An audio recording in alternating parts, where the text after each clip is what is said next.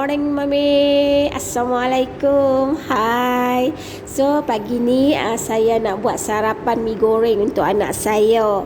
Okey. Untuk saya buat macam kemarin juga. Sarapan saya kulit wrap dengan telur ni. Telur ni saya hancur dengan tuna. Dengan sardin pun boleh hampa. Sedap hampa terang tengok buat. Tambah cabai lagi banyak sikit yang sedap layan pagi-pagi. Dan yang penting mudah. Bagi saya mudah lah kan. So bekal saya hari ni, saya masak nasi putih, saya masak sambal bilih dengan telur rebus.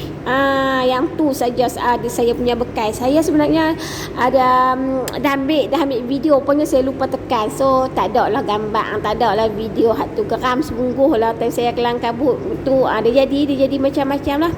So ni dah pukul 6. Pukul 6 tadi saya pergi rumah jiran pasal nak masak mi.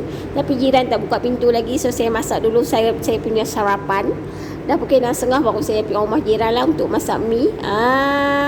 Kan saya punya kelang kabut, walau kelang kabut dia memang macam tu lah. Setiap pagi nak buat macam mana tetap kelang kabut. Walaupun orang kata dah smooth, dah mengikut jadual, dah mengikut jam yang ditetapkan, tetap juga dia jadi kelang kabut. Nampak, so tak boleh buat apalah. Kita terima dengan redha lah.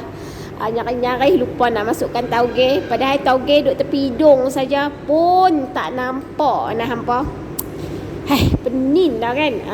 So itulah saya punya bekal untuk hari ni. So hampa jumpa lagi esok pagi nah.